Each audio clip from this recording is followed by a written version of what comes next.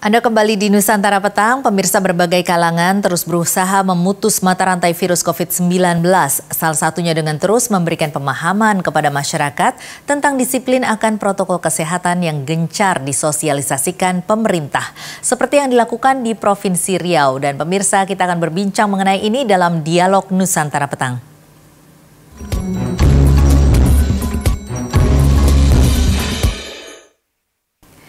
Dan pemirsa, sudah bersama dengan saya sore hari ini ada Ketua Dewan Pengurus Harian Lembaga Adat Melayu Riau, Datuk Syahril Abu Bakar. Selamat sore, Datuk.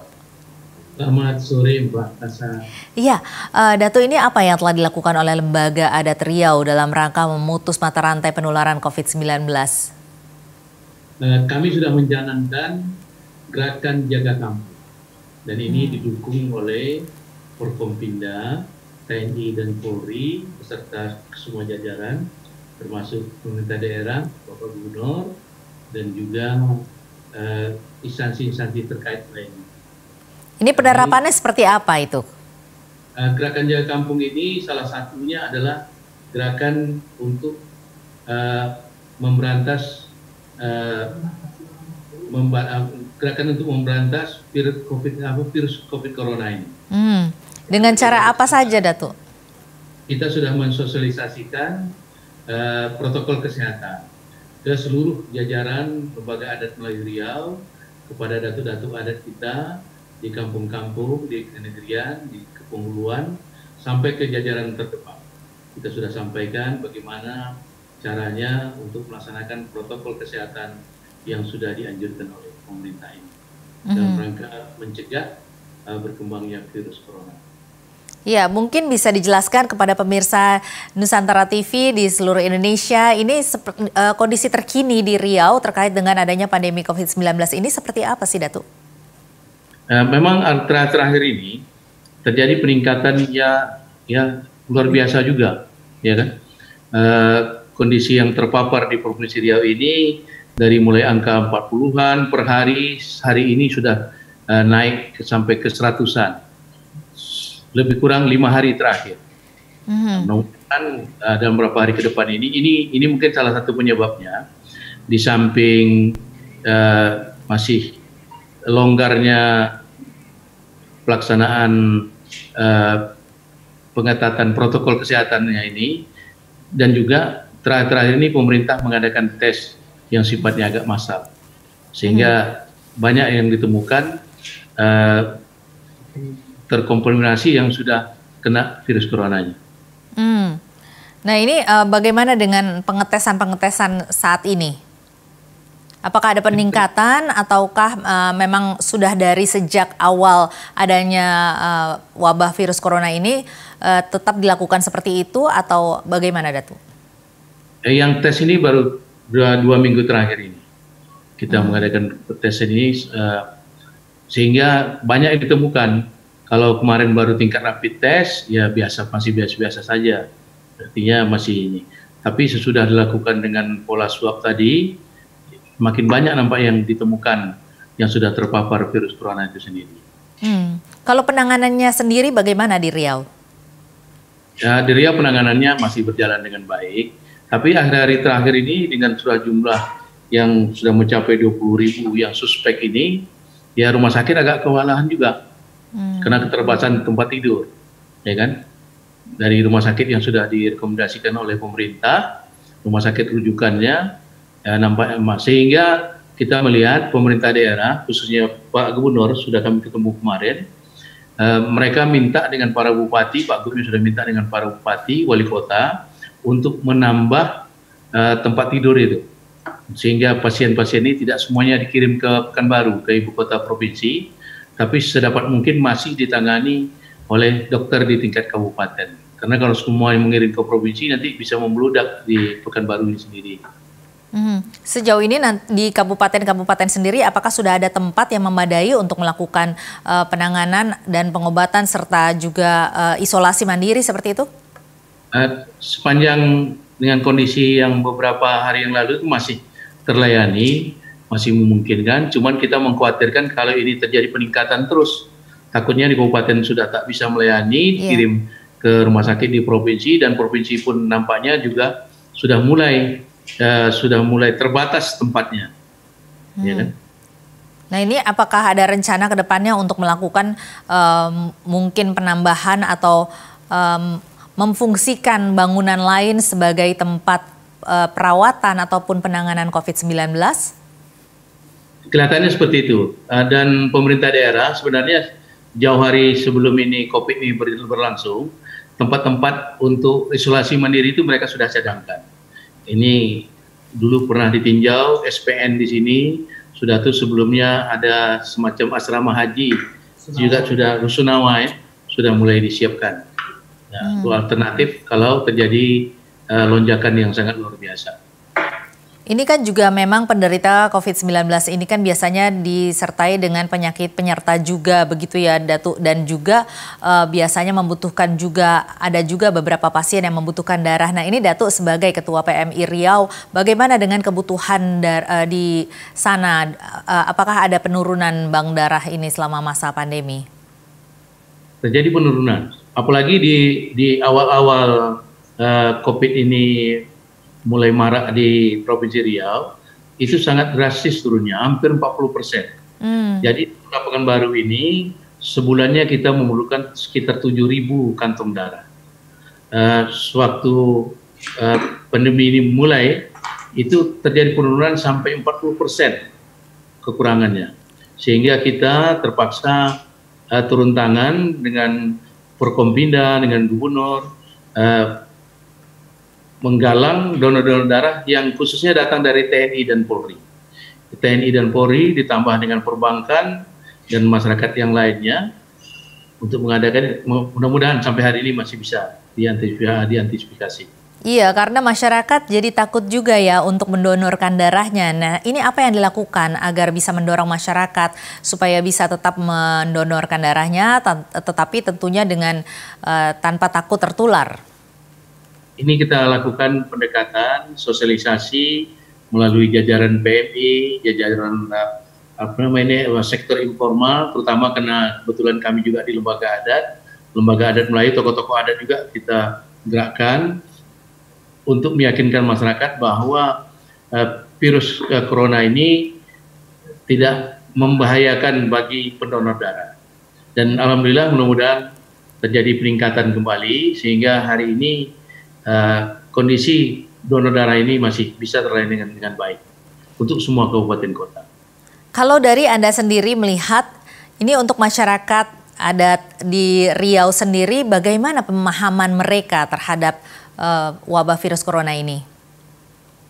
Ini sesudah yang sebagaimana sudah dikatakan tadi, mungkin sudah lama berlangsung berbulan-bulan, apalagi mereka waktu PSBB tidak boleh melakukan aktivitas, dan begitu ini dibuka terjadi semacam euforia. Ini yang perlu kita yakinkan masyarakat supaya tidak terlalu bergembira dengan kondisi, supaya sering mengingat masalah protokol kesehatan karena COVID corona ini masih berada di sisi kita, belum musnah, dan buktinya hari ini memang semakin banyak mereka ditemukan sesudah dilakukan tes seperti tadi itu. Mengenai protokol kesehatan sendiri, penerapannya di sana bagaimana dan bagaimana dengan disiplin dari masyarakat sendiri? Ini masih agak longgar, sehingga pemerintah daerah sudah mulai, gugus tugas sudah mulai mengetatkan kembali, tapi khusus untuk daerah-daerah yang benar-benar terpapar. Sudah misalnya kecamatan-kecamatan yang di dalam kota ini, di mana yang dianggap pandemi sekali, banyak sekali korban dari situ, ini dilakukan PSBB terbatas. Ini sedang dilakukan oleh pemerintah di daerah kita ini. Oh, jadi saat ini sedang dilakukan PSBB terbatas. Ini bagaimana penerapannya atau aplikasinya sendiri? Ini sudah baru-baru mulai, Mak. Belum bisa kita lihat. Ini jelas seperti PSBB juga, tapi PSBB-nya terbatas.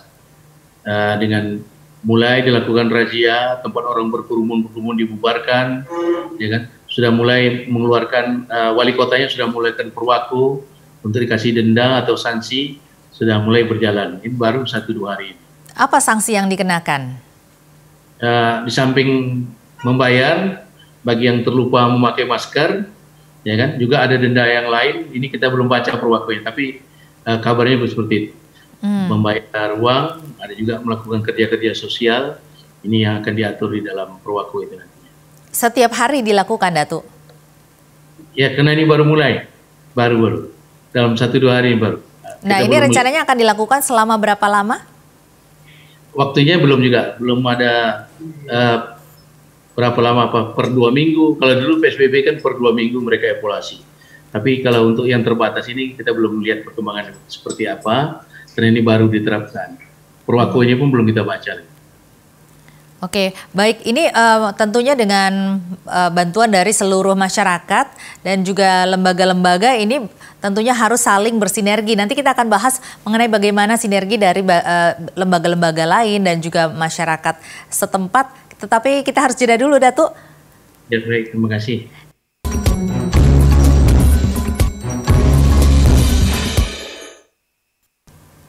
Anda kembali di Nusantara Petang dan kita masih berdialog dengan Datuk Sri Syahril Abdullah dan Abu Bakar maksud saya. Beliau adalah Ketua Dewan Pengurus Harian Lembaga Adat Melayu Riau dan Dewan Pimpinan dan juga sudah bersama kami, Datuk. Sudah siap. Iya, Datuk, ini tentunya untuk bisa memutus mata rantai penularan COVID-19 ini tentunya juga diperlukan sinergi antar lembaga dan juga antar masyarakat. Ini Datuk sebagai pimpinan Dewan Ketua Pimpinan Harian ya, Lembaga Masyarakat Adat Riau, ini bagaimana sinerginya dan juga dari masyarakat, terutama dari masyarakat adat Riau? Baik, kami terus menggalang kerjasama ini, terutama dengan pihak kepolisian, pihak TNI.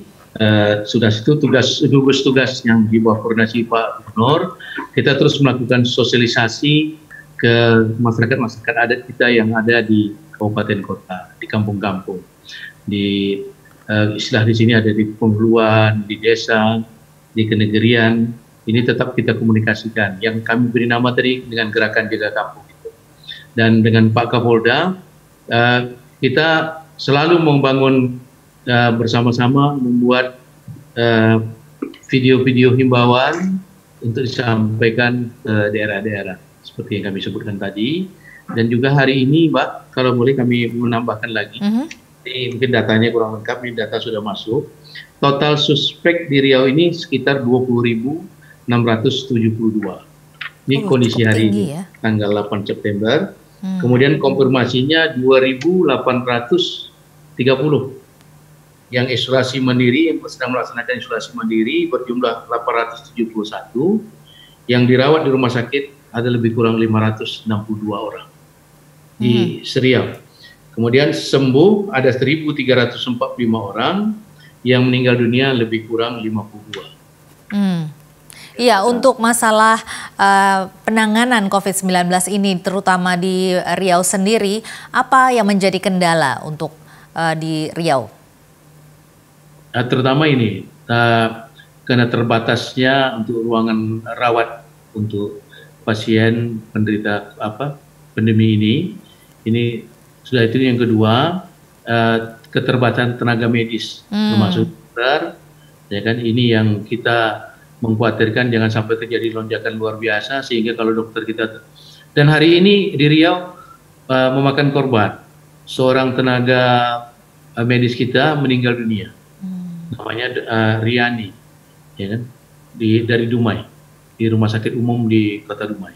Iya, ini memang hal yang sangat memprihatinkan ya, karena memang sudah banyak sekali, sudah berjumlah ratusan tenaga medis kita yang menjadi korban dari COVID-19 ini. Dan juga untuk kebijakan-kebijakan terutama dari pemerintah daerah Riau sendiri, apa yang menjadi kebijakan di sana untuk menurunkan atau menekan angka penderita positif COVID-19? Sama yang seperti dilakukan oleh pemerintah daerah dari provinsi-provinsi lainnya. Ya, Pak Gubernur beserta tim gugus tugasnya terus juga melakukan, dan ini mengambil suatu kebijakan yang baru, memberikan PSBB, melakukan PSBB secara terbatas. Tapi khusus untuk daerah-daerah yang terpapar berat atau zona merah, ini yang diberlakukan, tidak secara keseluruhan. Kalau dulu PSBB kan secara keseluruhan per kabupaten-kabupaten, dan hari ini per kecamatan yang benar-benar terpapar. Itu nampaknya kebijakan yang baru yang mereka coba promosi hari ini. Iya, untuk masyarakat sendiri sebenarnya apakah sudah familiar dengan tes-tes yang diberikan dan apakah mereka sudah mempunyai kesadaran yang tinggi untuk melakukan tes tersebut seperti misalnya rapid test, swab test dan lain sebagainya? Kelihatannya bagi yang memang itu membutuhkan, ya mereka melaksanakan. Cuman kalau secara sukarela atau secara sadar untuk datang melakukan tes, ini nampaknya belum, ya kan? Masih perlu, karena di samping itu juga masih ada juga yang berbayar. Kalau rapid test ini kan masih berbayar, ya kan? Kalau swab ini kebetulan memang ada programnya, itu yang sedang dilaksanakan dan ternyata memang ada peningkatan kasusnya, ya kan? Karena sudah didata, dicek secara langsung, ternyata banyak juga rupanya masyarakat kita yang sudah mulai terpapar.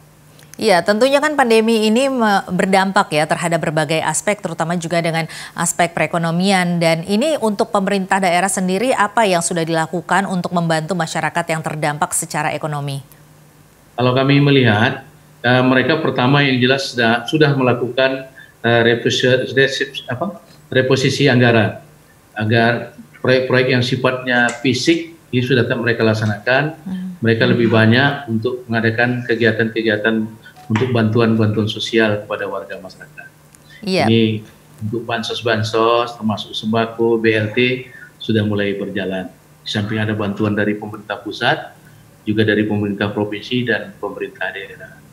Cuman di Riau ini dalam 2-3 hari ini berdasarkan pantauan kami di provinsi, ada bantuan yang diberikan oleh Pak Gubernur, lebih kurang 130 miliar, ini baru disalurkan lebih kurang 20% dari itu.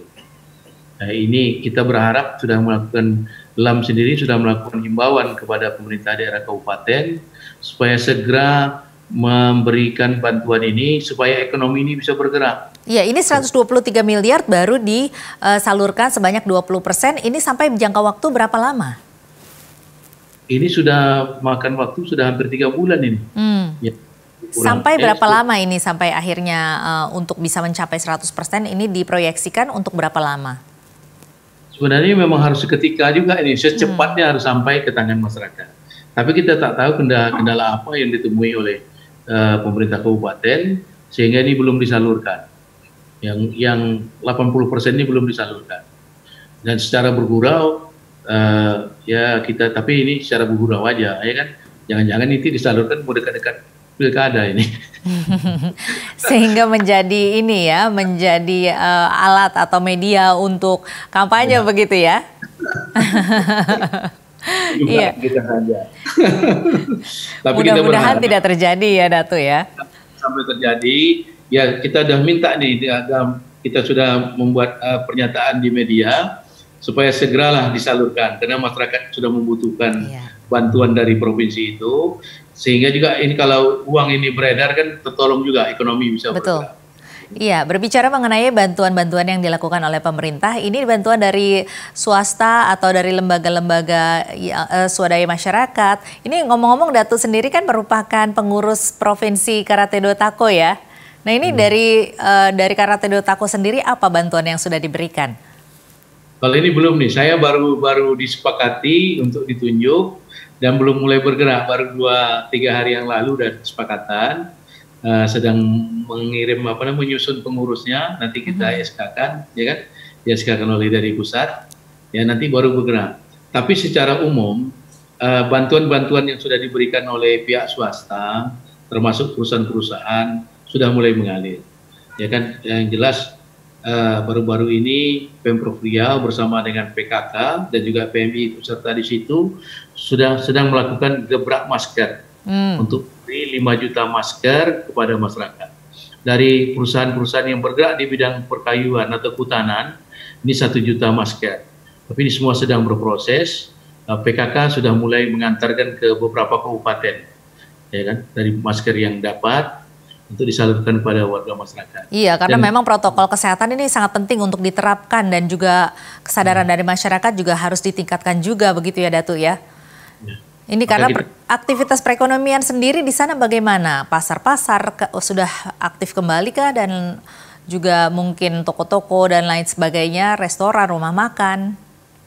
Ini sudah berlangsung seperti biasa, seperti tak ada masalah. Ya itu yang mungkin menimbulkan masalah baru. Sesudah PSBB dicabut, ya yang namanya pasar, yang namanya mall, kecuali sekolah itu yang belum dibuka. Yang lainnya sudah mulai.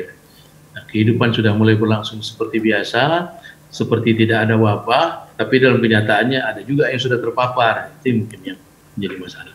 Iya, jadi memang ini sangat diperlukan ya sosialisasi untuk bagaimana penerapan protokol kesehatan seperti yang dilakukan oleh Dato ini sebagai Ketua Dewan Pengurus Harian Lembaga Adat Melayu Riau. Ya baiklah kalau begitu Dato, terima kasih banyak telah bergabung bersama kami di Dialog Nusantara Petang. Terima kasih Mbak Tasya dan kawan-kawan yang ada di studio dari kami di Riau ini.